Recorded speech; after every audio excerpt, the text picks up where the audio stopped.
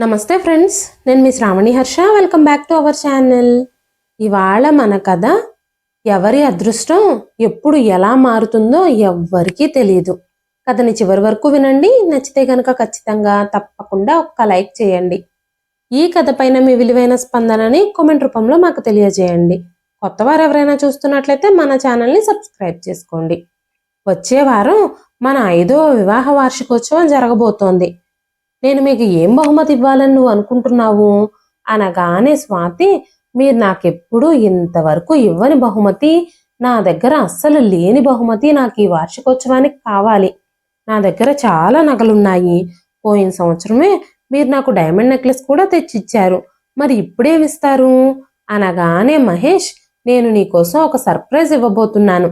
మనం మన వార్షికోత్సవాన్ని సెలబ్రేట్ చేసుకుంటున్నామని అందరినీ ఆహ్వానించు. నేను అందరికీ ఫోన్ చేసి చెప్తాను. ఆఫీస్లో కూడా అందరికీ చెప్పాలి. ఇప్పుడు ఫంక్షన్ ఏర్పాట్లన్నీ చెయ్యాలి. ఆఫీస్లో ఒక 4 రోజులు సెలవు తీసుకోవాలనుకుంటున్నాను ఈ ఏర్పాట్ల కోసం అంటూ మహేష్ ఒక్కసారిగా ఆగి, ఊర్లో ఉన్న మా అమ్మని చెల్లిని కూడా పార్టీకి పిలవాలనుకుంటున్నాను అనగానే స్వాతి, వాళ్ళిద్దరినీ పార్టీకి పిలవాల్సిన అవసరం ఏముంది? ఇంతకు ముందుసారి కూడా వాళ్ళు మన ఇంటికి వచ్చినప్పుడు నేను అందరికీ వాళ్ళని పరిచయం చేయడానికి చాలా సిగ్గుపడ్డాను. అందరి ముందు వాళ్ళు మన ఫ్యామిలీ అని చెప్పుకోవడానికి నాకు తల కొట్టేసినట్టే అయ్యింది. వాళ్ళిద్దరినీ కాస్త దూరంగా ఉంచండి అనగానే మహేష్ కోపంగా, వాళ్ళు నా తల్లి ఇంకా నా చెల్లెలు, వాళ్ళకి ఫోన్ చేసి పిలిస్తే బాగుంటుంది. మనం ఇంత గ్రాండ్గా ఈ పార్టీని జరుపుకుంటున్నాము. అందరినీ పిలిచి మా అమ్మని మా చెల్లిని పిలవకపోతే నాకెంత బాధగా అనిపిస్తుంది అనగానే స్వాతి, వాళ్ళ లైఫ్ స్టైలు, వాళ్ళ డ్రెస్సింగ్ స్టైలు అస్సలు బాగుండదు. పార్టీలో అందరికంటే చీప్గా కనిపిస్తారు. వాళ్ళిద్దరికీ అస్సలు సరిగ్గా మాట్లాడడమే తెలీదు. వాళ్ళు మన పార్టీకి రావడానికి నేను నిరాకరిస్తున్నాను. వాళ్ళిద్దరూ మీ తల్లి చెల్లి అని అందరికీ పరిచయం చేయాలంటే నాకు అవమానంగా అనిపిస్తుంది. మా పుట్టింటి వాళ్ళందరూ ఎంత గొప్పవాళ్ళో మీకు తెలుసు కదా. మా నాన్న ఈ సిటీలోనే అతిపెద్ద కాలేజీకి ప్రిన్సిపల్. మా అమ్మ కూడా అదే కాలేజీలో లెక్చరర్గా పనిచేస్తుంది. పెళ్లికి ముందు నేను కూడా మ్యాథ్స్ టీచర్ని. మా ఇంట్లో అందరి ఉద్యోగాలు చాలా గొప్ప గొప్పవి. మీ ఆఫీస్ నుంచి కూడా అందరూ వస్తారు కదా. వాళ్ళందరికీ మీ అమ్మని మీ చెల్లిని ఎలా పరిచయం చేస్తాము? సరే అయితే ఈ పార్టీని క్యాన్సిల్ చేసేద్దాంలే అంది స్వాతి. వెంటనే మహేష్, అయ్యయ్యో వద్దొద్దు, పార్టీని క్యాన్సిల్ చేయాల్సిన అవసరం ఏం లేదు. మా అమ్మని మా చెల్లిని నేను పిలవనులే. మా అమ్మని మా మావయ్య వాళ్ళని పిలవాలి అని నేను అనుకున్నాను అనగానే స్వాతి, మీ మావయ్య వాళ్ళని పిలవండి. వాళ్ళని పిలవడం వల్ల మనకు నష్టం ఏమిటి? మీ మావయ్య సిటీలో ఎంతో పెద్ద బిజినెస్ మ్యాన్. మనం వివాహ వార్షికోత్సవానికి ఆయన్ని పిలిస్తే బాగుంటుంది. ఆయన చాలా డిగ్నిఫైడ్గా ఉంటారు. మన పార్టీ కూడా సంతోషంతో నిండిపోతుంది. మీరు వాళ్ళని పిలవండి అనగానే మహేష్, వద్దులే, నేను మా మామయ్యకి ఫోన్ చేస్తే అమ్మని పిలవడం లేదన్న సంగతి చెప్పాలి. అప్పుడు వాళ్ళ ముందు నా పరువు పోతుంది. ఆయన కూడా చాలా బాధపడతాడు. మళ్ళీ ఈ పార్టీ విషయం అమ్మతో చెల్లితో కూడా చెప్పే అవకాశం ఉంది. మా అమ్మకి చెల్లికి ఈ విషయం తెలిస్తే వాళ్ళు చాలా బాధపడతారు. సరే, అవన్నీ నేను చూసుకుంటాను కానీ సాయంత్రం తొందరగా వస్తాను. నువ్వు రెడీ అయ్యుండు, షాపింగ్ చేయాలి కదా, మనం బట్టలు కూడా కొనుక్కోవాలి అని చెప్పాడు మహేష్. సాయంత్రం షాపింగ్కి వెళ్ళి ఇద్దరూ ఒకే కలర్ డ్రెస్సులు కొనుక్కున్నారు. వాళ్ళ వివాహ వార్షికోత్సవం కోసం చాలా ఏర్పాట్లు చేసుకున్నారు. ఫంక్షన్కి కావలసిన వంటల గురించి, ఫంక్షన్ కోసం ఎవరెవరిని పిలవాలి అనే విషయాల గురించి రోజు వాళ్ళిద్దరూ మాట్లాడుకుంటూ ఉన్నారు. ఫంక్షన్ రోజు రానే వచ్చింది. బంధువులందరూ ఇంటికొచ్చారు. స్వాతి మహేష్ వాళ్ళ మావయ్యను కూడా ఫంక్షన్కి పిలిచింది. ఆ రోజు మధ్యాహ్నం వచ్చిన విశ్వనాథం గారు తన చెల్లెల గురించి అడిగారు. జానకి ఎక్కడా కనిపించడం లేదు, పూజిత కూడా కనిపించలేదు. నువ్వు అమ్మని చెల్లిని పిలిచావు కదరా పార్టీకి అని మహేష్ని అడగగానే మహేష్, అవునవును మావయ్య, పిలిచాను అని అబద్ధం చెప్పేశాడు. అమ్మకి చెల్లికి వీలు కుదరలేదేమోలే, అందుకే రావడం లేదేమో అన్నాడు మహేష్. విశ్వనాథం గారు జానకమ్మ గారికి ఫోన్ చేసి, అమ్మా జానకి, మీ కొడుకింట్లో పెద్ద ఫంక్షన్ జరుగుతుంది, మీరు ఇంకా రాలేదేంటి? మీరు ముందే వచ్చుండాలి కదా. మీరు ఇంకా ఊర్లోనే ఉన్నారా అంటూ ఆశ్చర్యంగా అడిగాడు. జానకమ్మ గారు, అన్నయ్య ఏం ఫంక్షన్ జరుగుతుంది? ఈ ఫంక్షన్ గురించి నాకు అసలు ఏమీ తెలియదు అనగానే విశ్వనాథం గారు, మహేష్ నీకు చెప్పాననే చెప్పాడు, నువ్వు మర్చిపోయినట్టున్నావు, తొందరగా నీ వస్తువులన్నీ సర్దుకో, మహేష్ నాకంతా చెప్పాడు అనగానే జానకమ్మ గారు, లేదు లేదన్నయ్య, మహేష్ మమ్మల్ని పిలవలేదు, నాకు అతను ఫోన్ చేసినట్టుగా కూడా గుర్తులేదు, బహుశా తను పూజితతో ఏమన్నా మాట్లాడాడేమో అన్నారు విశ్వనాథం గారు. కానీ పూజిత కాలేజీకి వెళ్ళింది. అవునవును, బహుశా మహేష్ పూజితతో మాట్లాడుంటాడు, తను నీకు చెప్పడం మర్చిపోయి ఉంటుంది, నువ్వు వెంటనే నీ సామాన్లు ప్యాక్ చేసుకో, కొడుకు కోడలి వివాహ వార్షికోత్సవం ఇక్కడ ఘనంగా జరుగుతుంది, ఇక్కడికి ఊరు 2 గంటల దూరంలోనే ఉంది, ఫంక్షన్ కూడా సాయంత్రం 6 గంటలకు మొదలవుతుంది కదా, ఇప్పుడు ఇంకా 3 గంటలే అయ్యింది, నువ్వు తొందరగా రెడీ అవ్వు, పూజిత కాలేజీ నుంచి రాగానే ఇద్దరు బయలుదేరండి, పూజిత వచ్చేస్తుంది కదా అన్నారు విశ్వనాథం గారు. అప్పుడే పూజిత ఇంటికొచ్చింది. వెంటనే జానకమ్మ గారు, తొందరగా తయారవ్వు, మనం ఊరికి వెళ్ళాలి, మీ అన్నయ్య వదిన వివాహ వార్షికోత్సవం జరుగుతుందట అన్నారు. అన్నయ్య గాని వదిన గాని నీకు ఫోన్ చేశారా అని అడగగానే పూజిత, లేదమ్మా, వాళ్ళిద్దరూ నాకేం ఫోన్ చేయలేదు అని చెప్పింది. వెంటనే జానకమ్మ గారు, ఇద్దరూ ఫంక్షన్ హడావిడిలో బిజీ అయిపోయి ఉంటారు, అందుకే మనల్ని పిలవడం మర్చిపోయి ఉండొచ్చు, అయినా పిలవడానికి మనం ఏమైనా పరాయి వాళ్ళమా? సొంత మనుషులం, వాళ్ళు నా సొంత కోడలు ఇంకా కొడుకు, మనం వెంటనే బయలుదేరి వెళదాం, ఈ పిలుపులతో మనకి పనేంటి, మన కుటుంబంలో జరిగే ఫంక్షన్ అది అన్నారు జానకమ్మ గారు. కానీ కోడలు తమని ఉద్దేశపూర్వకంగానే పిలవలేదని ఆవిడ తెలుసుకోలేకపోయింది. పూజితకి అన్నయ్య వదిన ఇంటికి వెళ్ళడానికి ఇష్టం లేకపోయినా సరే, తల్లిని ఒంటరిగా పంపడం ఇష్టం లేక తన తల్లితో కలిసి అన్నయ్య ఇంటికి బయలుదేరింది. డోర్ దగ్గర నిలబడి ఉన్న తల్లిని చెల్లిని చూడగానే మహేష్ మొహంలో చాలా కోపం వచ్చేసింది. తనకు చాలా ఆవేశం వచ్చింది. మహేష్ వెంటనే జానకమ్మ గారిని పూజితని ఒక పక్కకి తీసుకెళ్లి, అమ్మా, మేం కావాలనే నిన్ను చెల్లిని ఈ పార్టీకి పిలవలేదు, మీరిద్దరూ ఎందుకు వచ్చారిప్పుడు, మిమ్మల్ని ఇద్దరిని ఎవరు పిలిచారు, నేను అసలు మీకు ఫోనే చేయలేదు కదా అంటూ కోపంగా తన చెల్లి వైపు చూస్తూ అన్నాడు. వెంటనే పూజిత, అన్నయ్య, నువ్వు మాకు ఫోన్ చేయడం మర్చిపోయావేమోనని మామయ్య మమ్మల్ని ఫంక్షన్కి రమ్మని ఫోన్ చేసి పిలిచాడు అని చెప్పింది. జానకమ్మ గారు కొడుకు మాటలు విని చాలా బాధపడ్డారు. ఇప్పుడు తిరిగి వెళ్లాలన్నా కూడా వెళ్ళలేరు. కోడలు చూస్తే ఎంత ఆగ్రహం వ్యక్తం చేస్తుందో అని భయపడ్డారు జానకమ్మ గారు. కోడలు స్వాతి అత్తగారిని కనీసం పట్టించుకోకుండా గదిలోకి వెళ్ళిపోయింది. కనీసం ఆమె దగ్గరకు కూడా రాలేదు, యోగక్షేమాలు కూడా అడగలేదు. మహేష్ తల్లి దగ్గరకు వచ్చి, అమ్మా, నువ్వు ఇవాళ ఇంటికి రావడం చాలా బాగుంది, స్వాతి ఎలా రియాక్ట్ అవుతుందో అని నాకు కాస్త భయంగా ఉంది, మిమ్మల్ని చూడగానే నాకు చాలా సంతోషంగా అనిపించింది, కానీ స్వాతితో గొడవ అవుతుందని కోపం నటించాను అన్నాడు. అప్పుడు పూజిత మహేష్తో, అన్నయ్య, పార్టీ చాలా గ్రాండ్గా ఉంది, ఇంత గ్రాండ్గా పార్టీ అరేంజ్ చేసినప్పుడు మమ్మల్ని ముందే ఎందుకు పిలవలేదు, మాకు ముందే ఎందుకు చెప్పలేదు, మాకు ముందుగానే చెప్పుంటే మేము నిన్ననే వచ్చేవాళ్ళం కదా అంది. ఆ ప్రశ్నకి సమాధానమే ఇవ్వలేదు మహేష్. అప్పుడు కేక్ కట్ చేసే సమయం వచ్చింది. మహేష్ గబగబా సూటు బూటు వేసుకున్నాడు. స్వాతి తల్లిదండ్రులు కూడా అక్కడికి వచ్చారు. వాళ్ళందరూ చాలా ఖరీదైన బట్టలు ధరించొచ్చారు. వాళ్ళు తమ కుమార్తెని అల్లుణ్ణి అభినందించారు. గోల్డ్ కాయిన్ కూడా గిఫ్ట్గా ఇచ్చారు. మీ ఇద్దరికీ ఇది మా నుంచి బహుమతి అని చెప్పగానే స్వాతి తన తల్లిదండ్రుల్ని కౌగిలించుకుంది. స్వాతి తల్లిదండ్రులు ఇద్దరూ చాలా ధనవంతులు, మంచి బహుమతి ఇచ్చారు అని అందరూ మెచ్చుకున్నారు. విశ్వనాథం గారు స్వాతికి అందమైన పట్టుచీర, ఇంకా మహేష్కి బట్టలు బహుమతిగా ఇచ్చారు. జానకమ్మ గారికి గిఫ్ట్ ఇచ్చేంత స్తోమత లేదు. అంత పెద్ద పెద్ద బహుమతులు కొనడానికి ఆవిడ దగ్గర అంత డబ్బులు కూడా లేవు. ఆవిడింటి నుంచి వచ్చేటప్పుడు ఇంట్లో ఉన్న చిన్న చిన్న వెండి దీపపు కుందులు తీసుకొచ్చారు. అప్పుడు విశ్వనాథం గారు జానకమ్మ గారి దగ్గరకు వచ్చి, అమ్మ జానకి, నువ్వు కూడా కోడలికి కొడుకుకి ఆశీర్వాదాలు ఇవ్వు అన్నారు. వెంటనే జానకమ్మ గారు తన సంచిలోంచి ఆ దీపపు కుందులు తీసి సిగ్గుతో నిశ్శబ్దంగా తన కోడలి చేతికిస్తూ, ఆమె తన కోడలి తల మీద కొడుకు తల మీద చేతులు వేసి ఆశీర్వదించింది. వెంటనే స్వాతి తన చేతిలో ఉన్న బహుమతులు చూడగానే వాటిని అందరి ముందు విసిరి కొట్టింది. కోపంతో మహేష్తో, మీ అమ్మని ఈ పార్టీకి రాకూడదని నేను ఆల్రెడీ చెప్పాను కదా.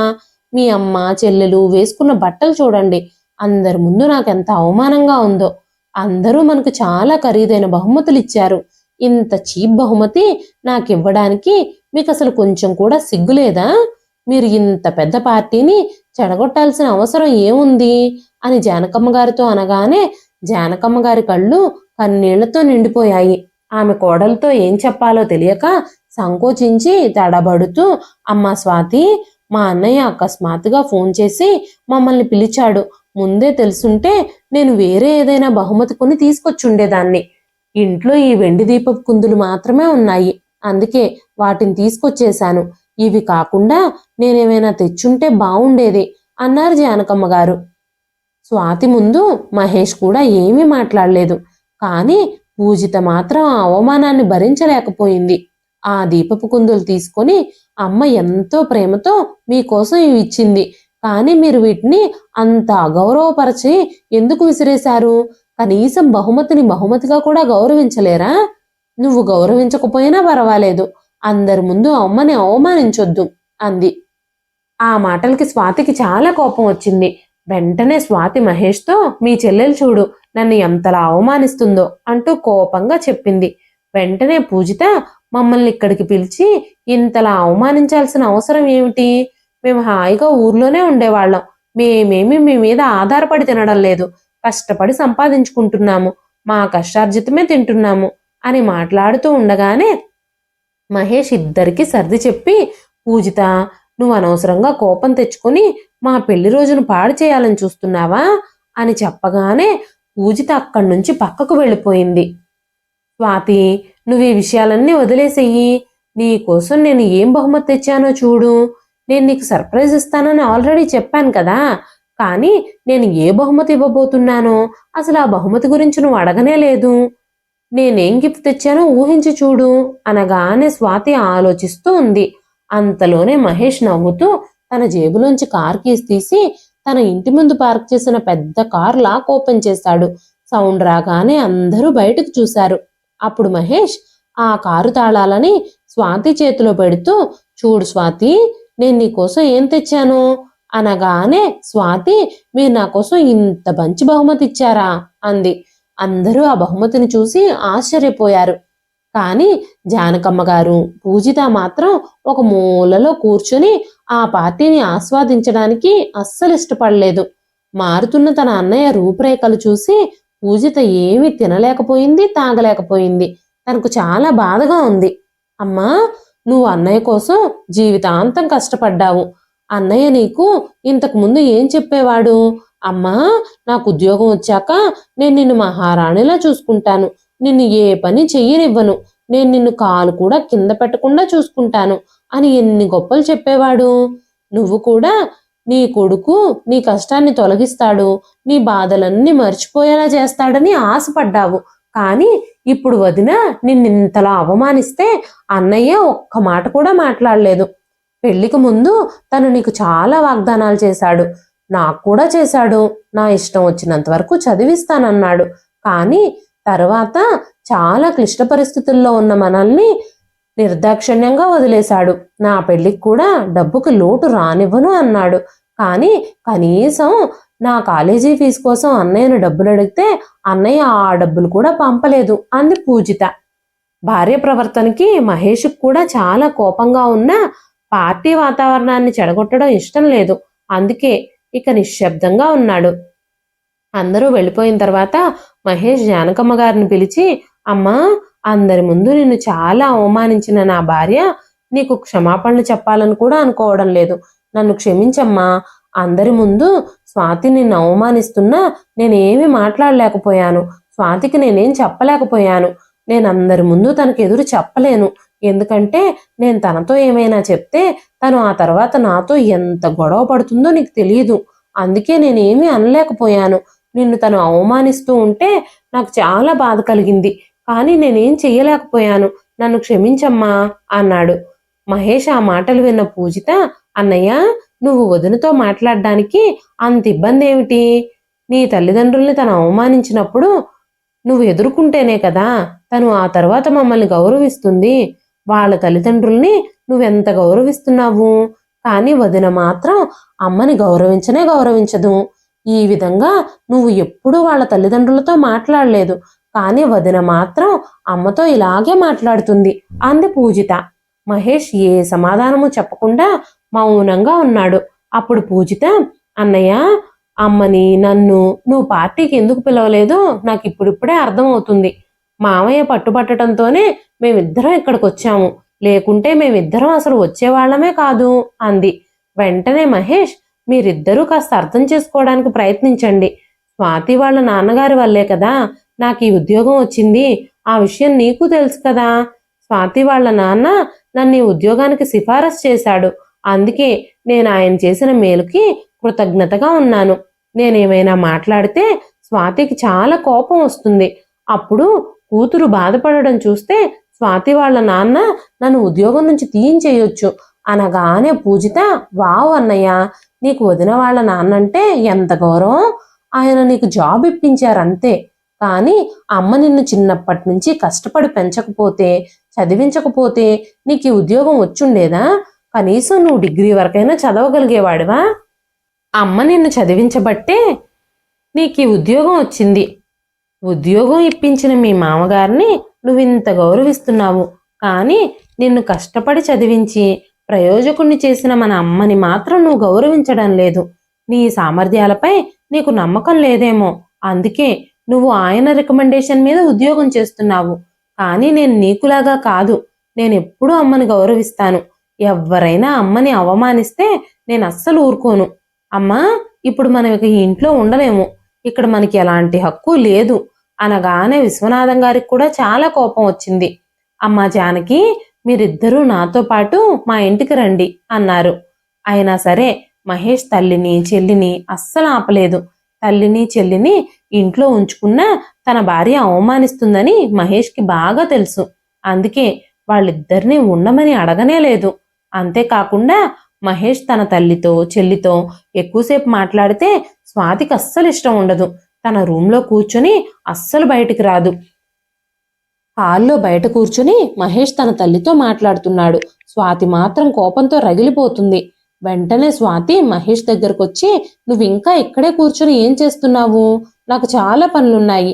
మా నాన్న వాటర్ బాటిల్ అడుగుతున్నారు. ఆయనకు నిద్రపోయే సమయం అయ్యింది. మీరు మాత్రం ఇక్కడ కబుర్లతో కాలక్షేపం చేస్తున్నారు. మా నాన్న ఉదయం నుంచి ఎంత అలసిపోయి ఉంటారు. ఆయన్ని జాగ్రత్తగా చూసుకోవాల్సిన బాధ్యత మీకు లేదా? అనగానే మహేష్ వెంటనే స్వాతి తండ్రికి మంచినీళ్ళు ఇవ్వడానికి వెళ్ళిపోయాడు. అది చూసి జానకమ్మ గారు, విశ్వనాథం గారు, ఇంకా పూజిత ముగ్గురు ఆశ్చర్యపోయారు. స్వాతి తన తల్లిదండ్రుల్ని అన్నయ్య పూజించేలా చేస్తుంది, కానీ భర్త తల్లిదండ్రుల్ని మాత్రం కోడలి అందరి ముందు అవమానిస్తుంది. కానీ అన్నయ్య ఏమీ చేయలేకపోతున్నాడు అనుకుంది పూజిత. పూజిత జానకమ్మ గారిని పట్టుకొని, అమ్మా, అన్నయ్య నిన్నిక్కడే ఉండమంటాడేమోనని ఇంకా ఆశపడుతున్నావా? నువ్వు అన్నయ్య ఏం చెప్తాడో అని ఎదురు చూస్తున్నట్టుంది అంది. స్వాతి మహేష్తో మాట్లాడుతూ, మీ అమ్మకి మీ చెల్లికి నేను వంట చేసి భోజనం పెడతానని మీరు అనుకుంటున్నారేమో. వాళ్ళిక్కడుంటే వాళ్ళకి కనీసం నా చేత్తో టీ కూడా ఇవ్వను. మీ అమ్మకు కావాలంటే మీరే టీ చేసుకోండి అని చెప్పి కోపంగా వెళ్ళిపోయింది. మహేష్ వంటగదిలోకి వెళ్ళి తల్లి కోసం టీ రెడీ చేస్తున్నాడు. జానకమ్మ గారు, పూజిత వంటగదిలోకి వెళ్లేసరికి మహేష్ టీ చేస్తూ ఉన్నాడు. తన అన్నయ్య వదినకు భయపడుతున్నాడని పూజితకి స్పష్టంగా అర్థమైపోయింది. వెంటనే పూజిత, అన్నయ్య, నువ్వింత భయంతో బ్రతకాల్సిన పని లేదు అంది. కానీ మహేష్ ఆ మాటలు పట్టించుకోలేదు. ముగ్గురు కూర్చుని టీ తాగుతూ ఉన్నారు. అప్పుడు పూజిత, అన్నయ్య, నాకు ఇంకా చదువుకోవాలనుంది, కానీ అమ్మ దగ్గర తగినన్ని డబ్బులు లేవు. ఉద్యోగం వచ్చిన తర్వాత నా చదువుకయ్యే ఖర్చంతా నువ్వే భరిస్తానని చెప్పావు కదా. నేను చదువుకోవాలన్నయ్య, కాస్త నాకు డబ్బు సహాయం చెయ్యి అనగానే మహేష్, నిదానంగా మాట్లాడు పూజిత. మీ వదిన ఈ మాటలు వింటే ఇంట్లో పెద్ద గొడవ మొదలు పెట్టేస్తుంది అన్నాడు. అప్పటికే స్వాతి ఈ విషయాలన్నీ వినేసింది. వెంటనే గట్టిగా అరుస్తూ గదిలో నుంచి బయటకొచ్చి, మన ఇంటికి బిచ్చగాళ్ళు వచ్చారు, ఇలా అడుక్కోవడానికి మీకు సిగ్గుగా అనిపించడం లేదా? దీనికంటే ఇంటింటికి తిరిగి గిన్నె పట్టుకుని అడుక్కోండి. డబ్బులు వస్తాయి. మీ తల్లి కూతుళ్ళిద్దరికీ మా దగ్గర నుంచి ఒక్క పైసా కూడా రాదు. ఇక్కడి నుంచి మీరు వెంటనే వెళ్ళిపోండి అంది. మహేష్ ధైర్యం తెచ్చుకొని, స్వాతి, నువ్వు నీ హద్దులు దాటిపోతున్నావు అని స్వాతితో చెప్పగానే స్వాతి కోపంగా, మీ అమ్మని చెల్లిని చూసుకుని, నువ్వు నాకే ఎదురు సమాధానం చెప్తున్నావా? నేనిప్పుడే మా నాన్నకు చెప్తాను. నేనిప్పుడే నా సామాన్లన్నీ సర్దుకుని మా పుట్టింటికి వెళ్ళిపోతున్నాను. మా నాన్న మిమ్మల్ని ఉద్యోగం నుంచి కూడా తీసేస్తాడని గుర్తుపెట్టుకోండి. నాకు ఇవన్నీ చేయడానికి ఒక్క రోజు కూడా పట్టదు. నేను చూస్తాను మీ అమ్మకి, మీ చెల్లికి మీరు ఎలా సహాయం చేస్తారో అనేది అంది స్వాతి. ఆ మాటలు విని మహేష్ మౌనంగా ఉండిపోయాడు. ఇప్పుడు పూజిత మనసులోనే అనుకుంది, వదిన ఎప్పుడూ అమ్మని అన్నయ్యని దూరం చేయాలనే చూస్తుంది. ఉద్యోగం నుంచి తీసేస్తానని కూడా అన్నయ్యని బెదిరిస్తుంది. అందుకే అన్నయ్య అలా భయపడుతున్నాడు కాబోలు అనుకుంది పూజిత. వెంటనే మహేష్ జానకమ్మ గారి దగ్గరకొచ్చి, అమ్మా, నువ్వు మావయ్య దగ్గరకు వెళ్ళు, నేను కొద్ది రోజుల తర్వాత వచ్చి నిన్ను కలుస్తాను అంటూ జానకమ్మ గారిని ఒప్పించడానికి ప్రయత్నిస్తున్నాడు. తల్లికి భార్యకి మధ్య సఖ్యత ఉండేలా చేయడానికి ప్రయత్నిస్తున్నాడు. మహేష్కి తల్లిని గాని భార్యను గాని అవమానించడం ఇష్టం లేదు. స్వాతి తన జీవితంలో అడుగుపెట్టిన దగ్గర నుంచి మహేష్ జీవితంలో ప్రశాంతత లేకుండా పోయింది. తల్లికి భార్యకి మధ్యలో నలిగిపోతూ ఉన్నాడు. ఇద్దరూ తన్ని గంటలా మార్చేసి రెండు వైపులా వాయిస్తున్నారు. ఈ విషయం గురించి మహేష్ చాలా ఆలోచించి ఒక నిర్ణయం తీసుకున్నాడు. ఒకరోజు తన భార్యకు తెలియకుండా విశ్వనాథం గారింటికి వెళ్ళాడు. తన మామయ్యతో తన చెల్లెలు చదువుకు సహాయం చేస్తానని చెప్పాడు. నేను చెల్లెలు ఫీజు డబ్బులు పంపిస్తాను, కానీ ఆ విషయం నా భార్యకు తెలియకుండా చూడు అని చెప్పారు.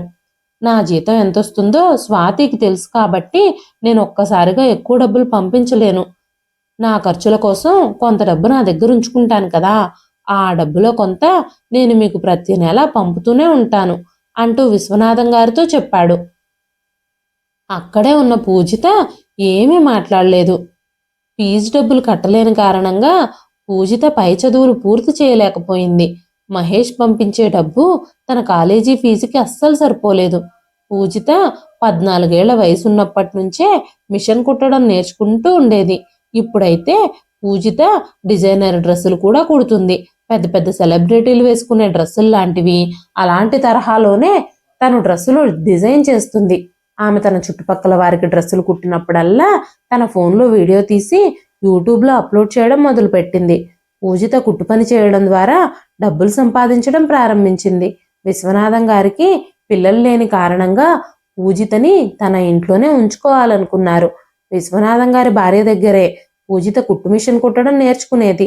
సెలవుల్లో వచ్చినప్పుడు సరదాగా నేర్చుకున్న విద్య ఇప్పుడు చాలా ప్రావీణ్యం సంపాదించింది. అప్పుడు విశ్వనాథం గారు జానకమ్మ గారితో, ఊర్లో మాత్రం మీకెవరున్నారు? మీరు ఆ ఊరిని వదిలేసి ఇక్కడికి వచ్చి మాతో పాటే ఉండండి. ఇంత పెద్ద ఇంట్లో నేను నా భార్య ఇద్దరమే నివసిస్తున్నాం. మాకు పిల్లలు కూడా లేరు కదా. పల్లెటూరులో మీరు ఉండడం కంటే ఇక్కడుంటేనే మంచిది అని చెప్పి విశ్వనాథం గారు పూజితని జానకమ్మ గారిని ఒప్పించారు. పూజితకి కూడా ఈ విషయం చాలా నచ్చింది. ఎందుకంటే ఏదైనా పని దొరకాలంటే సిటీలో ఉంటేనే మంచిది. సిటీలో అయితే తొందరగా పని దొరుకుతుంది అని పూజిత అనుకుంది. ఊర్లో ఎక్కువ అవకాశాలు దొరకకపోవచ్చు, కానీ సిటీలో ఉంటే ఏదో ఒక పని చేసి డబ్బులు సంపాదించవచ్చు అని అనుకుంది పూజిత. నాకు స్వయంగా కుట్టు పని చేయడం వచ్చు కాబట్టి దాని ద్వారా నేను డబ్బులు సంపాదించి నా ఖర్చులకి అమ్మ ఖర్చులకి సంపాదించుకుంటాను అని పూజిత అనుకుంది. నగరంలో తన మావయ్య సహాయంతో చిన్న టైలరింగ్ షాప్ని ప్రారంభించింది. తను టైలరింగ్ చేసేటప్పుడు వీడియోలు తీసి యూట్యూబ్లో అప్లోడ్ చేయడం మొదలుపెట్టింది. మెల్లమెల్లగా యూట్యూబ్లో వీడియోలు వైరల్ అవ్వడం మొదలయ్యాయి. యూట్యూబ్లో తన వీడియోలు చూసిన వాళ్ళందరూ ఆన్లైన్లో తన దగ్గర బట్టలు ఆర్డర్ చేసుకోవడం, తనకి బట్టలు పంపించి కుట్టించుకోవడం చేస్తున్నారు. క్రమక్రమంగా పూజిత ప్రతిభ నగరం అంతటా విస్తరించింది. పూజితకి చాలా పేరు ప్రఖ్యాతలు వచ్చాయి. చాలా ఆర్డర్లు పొందడం ప్రారంభించింది. ప్రతి ఆర్డర్ని ఎంతో కష్టపడి సకాలంలో పూర్తి చేసేది. తన కింద 2 అమ్మాయిలను కూడా పెట్టుకుంది. ఇప్పుడు పూజిత ఇంకా జానకమ్మ గారు చాలా డబ్బులు సంపాదించడం ప్రారంభించారు. యూట్యూబ్ నుంచి నెల నెల లక్షల్లో జీతం సంపాదిస్తున్నారు. అంతేకాకుండా బొటీక్ మీద కూడా చాలా డబ్బులు సంపాదిస్తున్నారు. ఇప్పుడు ఇద్దరికీ డబ్బుకు లోటు లేదు. ఇద్దరూ చాలా డబ్బులు కూడబెడుతున్నారు. ఒకరోజు పూజిత జానకమ్మ గారితో, అమ్మా, నేను ఈ వ్యాపారాన్ని మరింత ముందుకు తీసుకువెళ్ళాలి అని అనుకుంటున్నాను.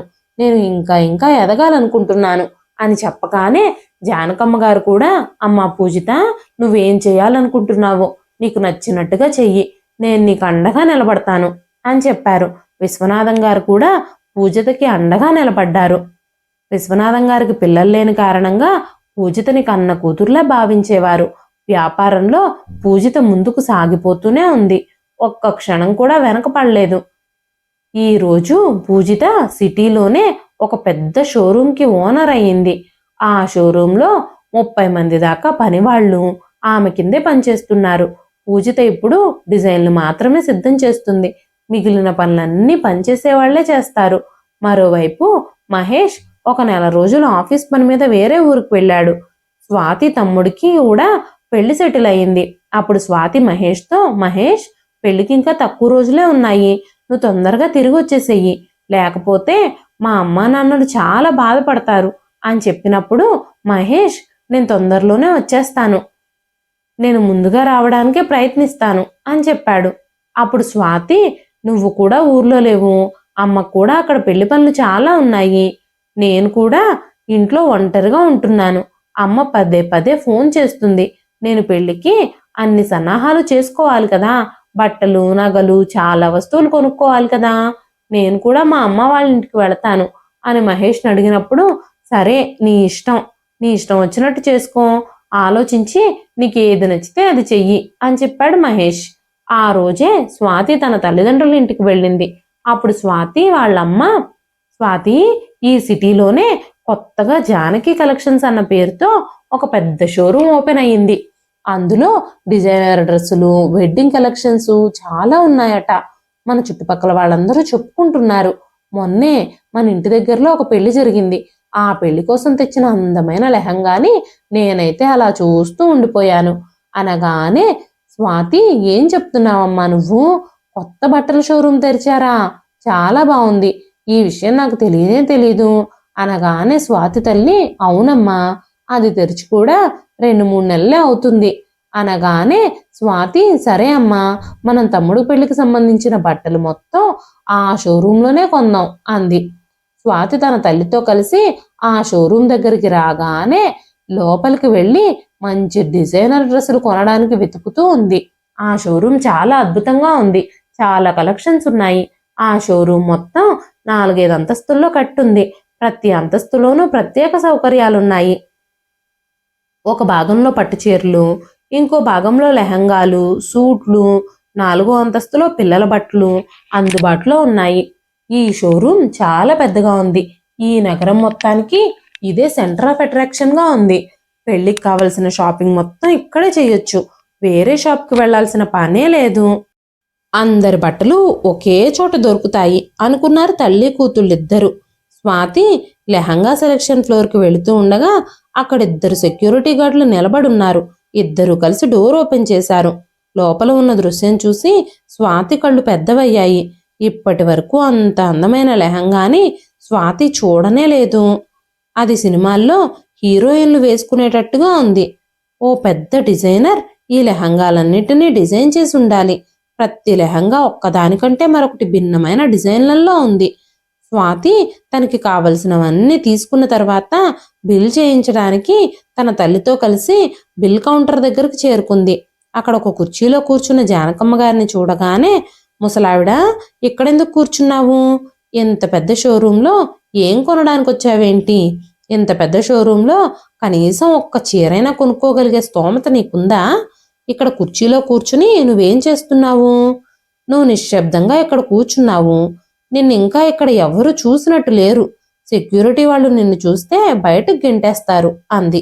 జానకమ్మ గారు చాలా అందమైన చీర కట్టుకొని బంగారు గాజులు కూడా ధరించి చాలా హుందాగా కూర్చునున్నారు. కోడలు కఠినమైన స్వరం వింటూ కూడా ఆమె చాలా మృదువుగా, నన్ను బయటకు పారదోలడానికి ఇదేం నీ ఇల్లు కాదు. నువ్వు ఏం మాట్లాడినా ఇక్కడున్న వాళ్ళందరూ వింటారని నువ్వు అనుకుంటున్నావా? ఇది నా షోరూం అని చెప్పగానే ఆ మాటలు విని స్వాతి నవ్వడం మొదలుపెట్టింది. ఇంత పెద్ద షోరూమ్ ఓనర్ని నేనే అని ఎందుకు మీరు అబద్ధాలు చెప్తున్నారు? ఇక్కడ సేల్స్ మ్యాన్గా లేదంటే ఇక్కడ పనివాళ్లల్లా కూడా మీరు పనికిరారు. ఒకవేళ ఇక్కడ స్పీకర్గా ఏమైనా పనిచేస్తున్నారా ఏమిటి? అలసిపోయి వచ్చి ఇక్కడ కూర్చున్నట్టున్నారు అంటూ అవమానకరంగా మాట్లాడుతూనే ఉంది. అప్పుడే పూజిత తన క్యాబిన్ నుంచి బయటకొస్తూ ఉంది. అప్పుడే ఒక వ్యక్తి పూజిత ఎదురుగా వెళ్ళి, మేడం, ఆ రోజు మీరు ఈ నగరానికి చెందిన డిఎస్పి గారితో సమావేశం అయ్యారు కదా, ఆమె తన పెళ్లి కోసం ఆర్డర్ చేసిన డిజైనర్ లెహంగాను మనం డెలివరీ చేసేసాము.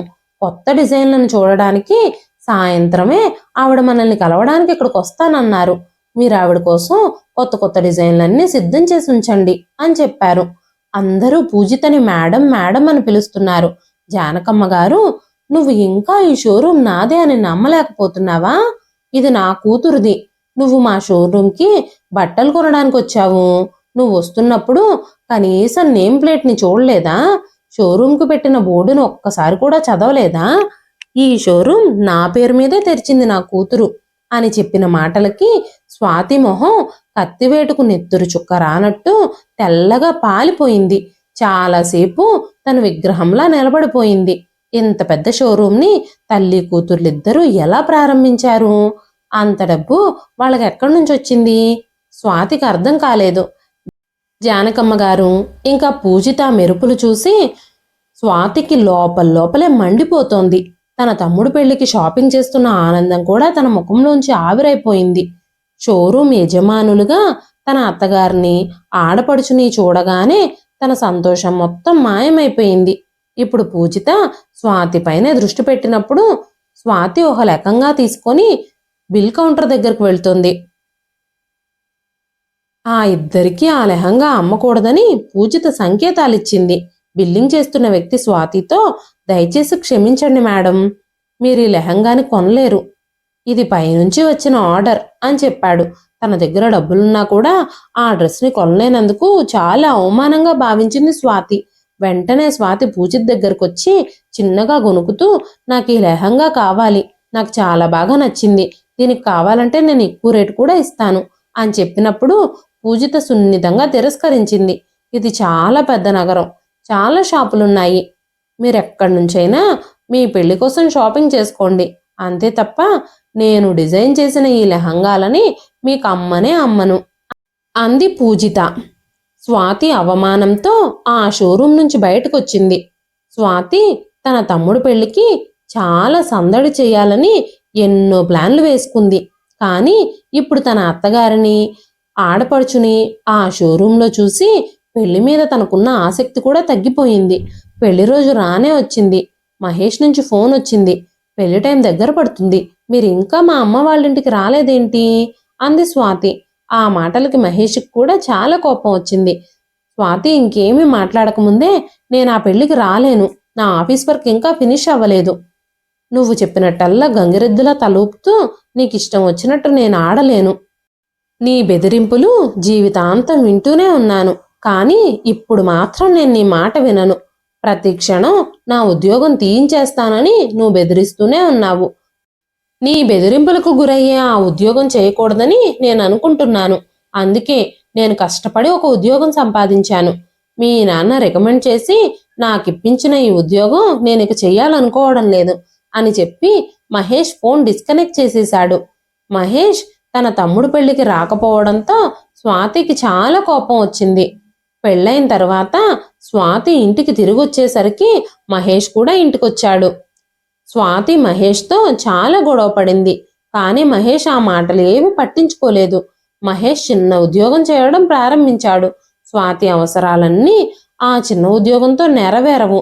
అప్పుడు స్వాతి తన తల్లిదండ్రుల్ని డబ్బులు అడగడం మొదలుపెట్టింది. స్వాతి తల్లిదండ్రులు తనకి డబ్బులు ఇవ్వడం మహేష్కి అస్సలు ఇష్టం ఉండదు. ఎందుకంటే అంత దుబారా ఖర్చులు చేసే అలవాటుంటే కొంచెం డబ్బుతో తర్వాత ఎలా జీవించగలుగుతుంది? అయినా సరే స్వాతి తన తల్లిదండ్రుల దగ్గర నుంచి నెల డబ్బులు తీసుకుంటూనే ఉంటుంది. అనుకోకుండా స్వాతి తల్లిదండ్రులు తీర్థయాత్రలకు వెళుతూ ఉండగా బస్సు కాలువలో పడిపోయి తల్లిదండ్రులిద్దరూ అక్కడికక్కడే మరణించారు. వాళ్ళిద్దరూ ఇప్పుడు లోకంలోనే లేరు. ఆ విషయం తెలిసి స్వాతి గట్టిగా ఏడవడం మొదలుపెట్టింది. కొన్ని రోజుల తర్వాత స్వాతి తన తల్లిదండ్రుల ఇంటికి వెళుతుంది. ఈసారి తల్లిదండ్రుల ఇంట్లో వాతావరణం అంతా భిన్నంగా ఉంది. ఇప్పుడు ఇంటి పెత్తనం అంతా మారిపోయింది. ఇంటి పగ్గాలన్నీ తమ్ముడు ఇంకా మరదలు చేతుల్లోకి వచ్చేశాయి. 6 నెలల తర్వాత స్వాతి డబ్బుల కోసం తన తమ్ముడికి మరదలికి ఫోన్ చేసింది. తన తమ్ముడు మరదలు ఇద్దరూ స్వాతికి డబ్బులు ఇవ్వడానికి నిరాకరించారు. స్వాతి, ఇప్పుడు నువ్వు వృధాగా డబ్బులు ఖర్చు చేయడానికి మేము నీకు ఎంత కావాలంటే అంత డబ్బులు ఇవ్వలేము. అమ్మా నాన్న ఉన్నంత కాలం నువ్వు నీ కోరికలన్నీ వాళ్ళ ద్వారానే తీర్చుకున్నావు. ఇక మేమేమీ నీకు ఇవ్వలేము. భవిష్యత్తులో కూడా మా నుంచి ఏమీ ఆశించొద్దు. మాకు మా సొంత ఖర్చులున్నాయి, మా మీద మా కుటుంబ బాధ్యతలున్నాయి అని చెప్పగానే ఆ మాటలకి స్వాతి ఆశ్చర్యపోయింది. అమ్మా నాన్న ఉన్నన్ని రోజులు అందరూ నేను చెప్పినట్టే వినేవాళ్ళు. కానీ ఈరోజు తమ్ముడు మరదలు తమ రంగులు మార్చుతున్నారు అంటూ తన తమ్ముడు గురించి మరదల గురించి మహేష్తో ఫిర్యాదు చేయడం మొదలుపెట్టింది.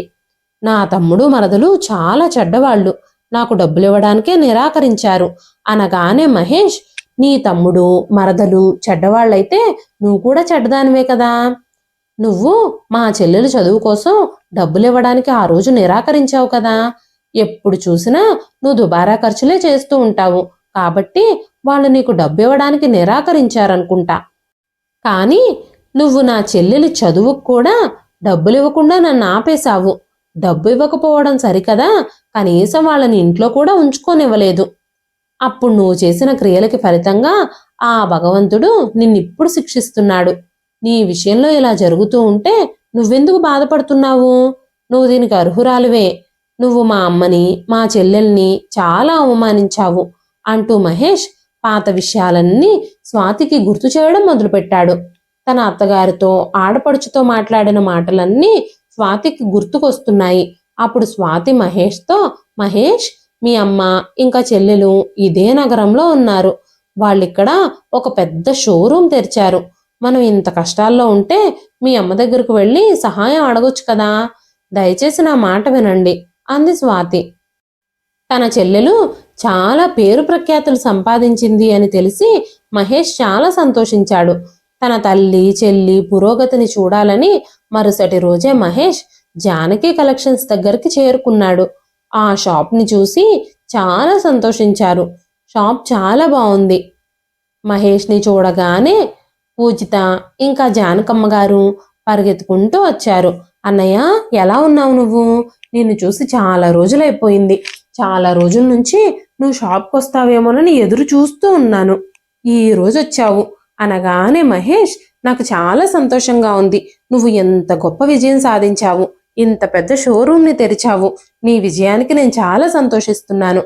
నేను మీకు ఆ రోజు ఏ సహాయము చేయలేకపోయాను అనగానే పూజిత, అన్నయ్య, నువ్వు మాత్రం ఏం చేస్తావు? అయినా సరే నీ ఖర్చులు తగ్గించుకొని నా చదువు కోసం నువ్వు డబ్బులు పంపేవాడివి. కానీ ఆ డబ్బుతో నేను చదువు పూర్తి చేయలేకపోయాను. కుట్టు పని నేర్చుకుని క్రమక్రమంగా ఆ పనిలో నైపుణ్యం సంపాదించాను. ఆ తరువాత నేను నా గమ్యస్థానానికి చేరుకున్నాను అని మాట్లాడుతూ ఉండగానే జానకమ్మ గారు, బాబు మహేష్, ఎలా ఉన్నావు అని అడిగారు. వెంటనే స్వాతి, అత్తయ్య గారు, మేము అసలు ఏమీ బాగోలేదు. మా అమ్మా నాన్నలు కూడా ఈ లోకాన్ని వదిలి వెళ్ళిపోయారు. మహేష్ కూడా మా అమ్మా నాన్న చూపించిన ఉద్యోగం మానేసి మమ్మల్ని ఇద్దరినీ పోషించుకోవడానికి చిన్న ఉద్యోగం చేస్తున్నాడు. ఎన్నో కష్టాల్లో ఉన్నాము.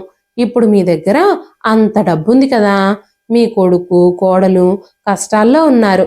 మీరు మాకు సహాయం చెయ్యలేరా?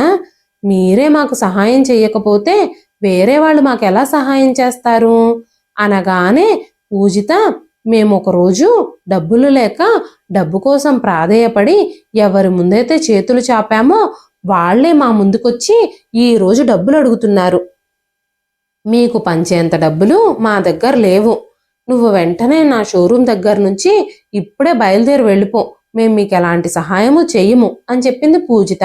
కొడుకు కోడలి విచారకరమైన ముఖాలు చూసి తల్లి హృదయం ద్రవించింది. పూజితతో, అమ్మా పూజిత, మీ వదిన సంగతి వదిలేసేయ్. మీ అన్నయ్య మొహమైనా చూడు.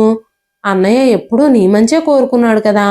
అందుకే నువ్వు ఈ రోజు వాళ్లకు కాస్త సహాయం చెయ్యి అని జానకమ్మ గారు అనగానే మహేష్, అమ్మా వద్దు, మీరు మాకు ఎలాంటి సహాయము చెయ్యొద్దు. ఈ రోజు మా పరిస్థితులు ఎలా ఉన్నా మా ఖర్చులకు సరిపడా డబ్బులు మేము సంపాదించుకుంటున్నాము. మా కష్టార్జితం ద్వారానే మేము బ్రతకాలనుకుంటున్నాము. మీరు కష్టపడి మీ కష్టార్జితం ద్వారా ఇంత ఉన్నత శిఖరాలకు చేరుకున్నారు. మిమ్మల్ని అవమానించి మిమ్మల్ని నిరాశపరిచినందుకు మేము మా చర్యలకు ఫలితం పొందాలి. కొద్ది జీతంతో కూడా సర్దుకుని బ్రతకాల్సిన పరిస్థితుల్ని మేము అనుభవించాలి. మీ దగ్గర మేము ఒక్క రూపాయి కూడా తీసుకోలేము. ఇది స్వాతికి నేను వేస్తున్న శిక్ష. నేను సంపాదించే జీతంతోనే తను నేను బ్రతకాలి అని చెప్పాడు మహేష్. ఏ మనిషి అయినా తన దగ్గర ఉన్న డబ్బు చూసి గర్వపడకూడదు. ఎందుకంటే ఇవాళ మన దగ్గర డబ్బుంటే రేపది ఉండకపోవచ్చు. ఎవ్వరి అదృష్టం ఎప్పుడు ఎలా మారుతుందో ఎవ్వరికీ తెలియదు. కాబట్టి డబ్బు గురించి గర్వించాల్సిన పని లేదు. ఎవ్వరిని అవమానించాల్సిన పని కూడా అంతకంటే లేదు. పూజిత ఎవ్వరి సహాయము లేకపోయినా తన సొంత కష్టంతో ఎదిగి తనని అవమానించిన వారి ముందే గర్వంగా తలెత్తుకుని నిలబడింది ఈ రోజు. ఇదండి ఈ రోజు కథ. ఈ కథ మీకు ఎలా అనిపించింది? కథ నచ్చితే ఒక్క లైక్ చేయండి. మరెన్నో ఇలాంటి ఇంట్రెస్టింగ్ కథల కోసం మన ఛానల్ని సబ్స్క్రైబ్ చేసుకోండి. ఈ కథ పైన మీ విలువైన స్పందనని కామెంట్ రూపంలో మాకు తెలియజేయండి. మరొక మంచి కథతో మళ్ళీ కలుస్తానండి.